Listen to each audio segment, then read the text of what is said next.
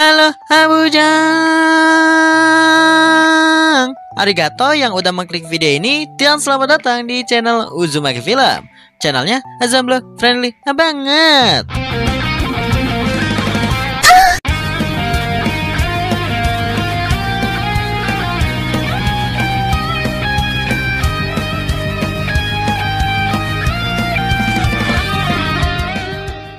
Kali ini Uzumaki Film bakal merekap anime Wong Samurai gitu ya, yaitu berjudul Jigokuraku. Nah, anime ini dirilis pada tahun 2023. Ya, baru bulan kemarin lah. Oke, daripada lama, mending kita langsung aja ke alurnya. Tapi sebelum itu, biasalah, jangan lupa jempolnya dulu biar warna biru atau putih. Dan pencet warna merah yang bacanya Ashubrek. Tapi kalau udah warna abu-abu, itu udah enak bedah. I swear. Ya udah, kita langsung aja gas kalurnya.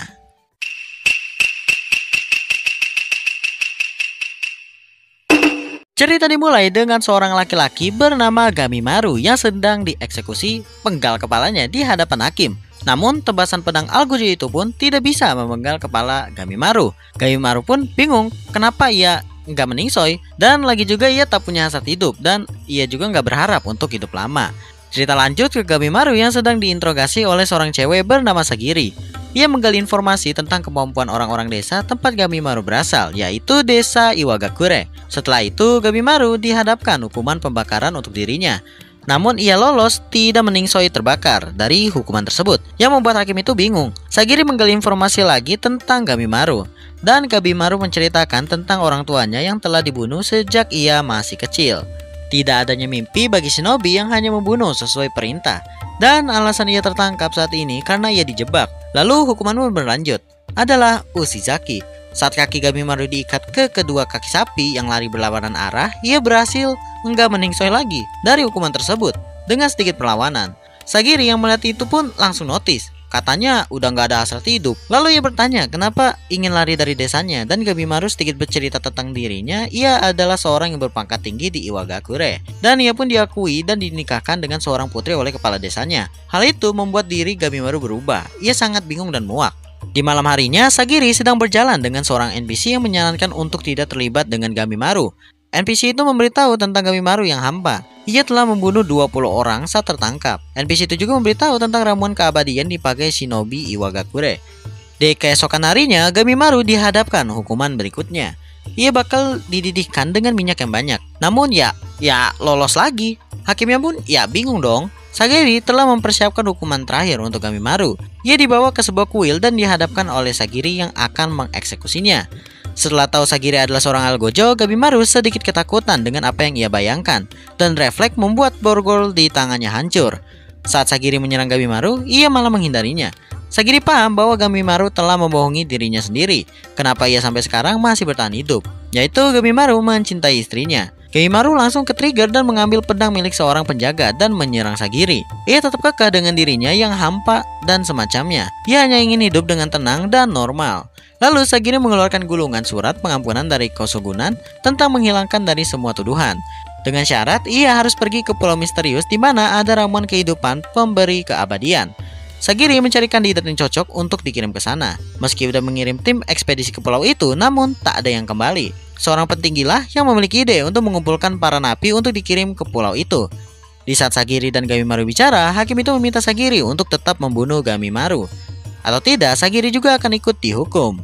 Gamimaru yang mendengar itu menggunakan ninjutsunya dan ngeratain penjaga-penjaga itu. Setelah rata, ia diminta untuk mengikuti Sagiri ke Edo. Mau tak mau, Gamimaru harus ikut. Tak peduli dengan api kejam dan pulau misterius itu. Yang penting, ia bisa pulang hidup-hidup. Cerita berlanjut ke masa lalu, Sagiri yang mengidamkan tebasan satu ayunan seorang Algojo seperti ayahnya. Di saat Sagiri sudah menjadi Algojo, sering muncul rasa ragu dan ketakutan di dalam dirinya. Meskipun tebasannya terbilang udah bagus. Karena ketakutan dan ragu membuat terpidana menderita. Ia sangat ingin menghilangkan rasa itu agar seperti ayahnya cuman sekali tebasan. Next, para napi pun dikumpulkan di satu tempat yang menjalankan misi rahasia. Mereka yaitu pergi ke sebuah pulau dan membawa ramuan kehidupan keabadian. Dan orang yang berhasil menuntaskannya itu maka akan diampuni. Lalu seorang bawahan menyuruh pembuka penutup mata dan memperlihatkan seorang petugas yang pulang hidup-hidup, namun tak lagi menjadi manusia. Dan itu menjadi salah satu informasi dari pulau tersebut. Para napi akan ditemani para Yamada Asaemon sebagai petugas. Jika mereka bertindak seenaknya, maka akan langsung dieksekusi. Lalu karena tidak bisa membawa semua para napi ke pulau, mereka harus mengurangi jumlahnya. Dengan kata lain, saling menyingkirkan. Para napi pun saling membunuh dan akan menyisakan yang terkuat. Berbeda dari yang lain, Gamimaru hanya terdiam di tempatnya. Lalu seorang Yamada Asaemon, Aizen, menghampiri Sagiri. Ia meragukan Sagiri karena ia tidak cocok dengan pekerjaan ini. Karena seorang putri dari klan samurai seharusnya hidup damai di rumah. Sagiri yang nahan kesal, ia mempercayai pekerjaan ini kepada dirinya. Di selang ia bicara, ada napi yang mengincar Sagiri untuk dibunuh dan mengambil pedangnya untuk kabur. Dengan takdirnya sebagai Algojo, ia menebas kepala ketiga nabi tersebut dengan ejet. Lalu Gamimaru memprotes cara menyingkirkan seperti ini. Sang bawahan pun menyuruh para napi kroco untuk membunuh Gamimaru. Dengan reward, mereka akan ikut ke pulau itu. Apa boleh buat, Gamimaru tak bisa hanya diam. Ia langsung membunuh brutal para nabi dengan tangan yang diikat, membuat orang-orang speechless dengan perbuatannya. Lalu penyingkiran dihentikan dan menyisakan 10 napi yang akan ikut ke sebuah pulau surga Nirwana Shinseikyo. Lanjut menceritakan sedikit tentang kepala desa Iwagakure yang abadi, meskipun ya tubuhnya udah kayak gitulah. Sepertinya itu kena ramuan abadi yang didapatkannya dahulu. Dan kembali ke Gamimaru dan Sagiri yang telah sampai di pulau Shinseikyo. Sagiri terlihat meragukan hal itu seolah tidak percaya itu nyata, yaitu Tokijiku no Kagu no Konomi. Lalu mereka meneruskan perjalanannya.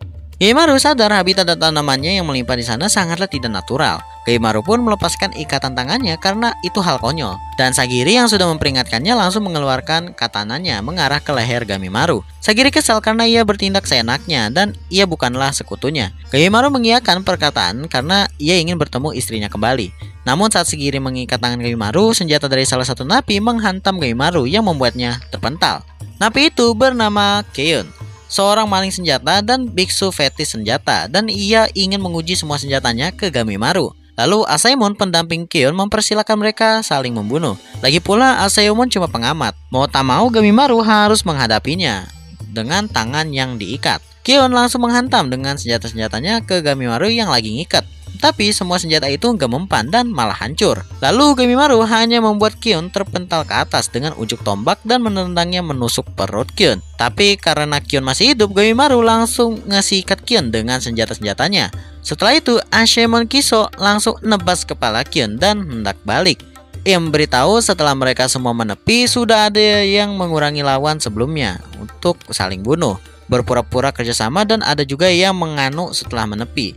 Dan Kiso memprediksi semua itu akan berubah drastis setelah beberapa jam. Satu persatu ada yang terbunuh dan akan menyisakan satu orang.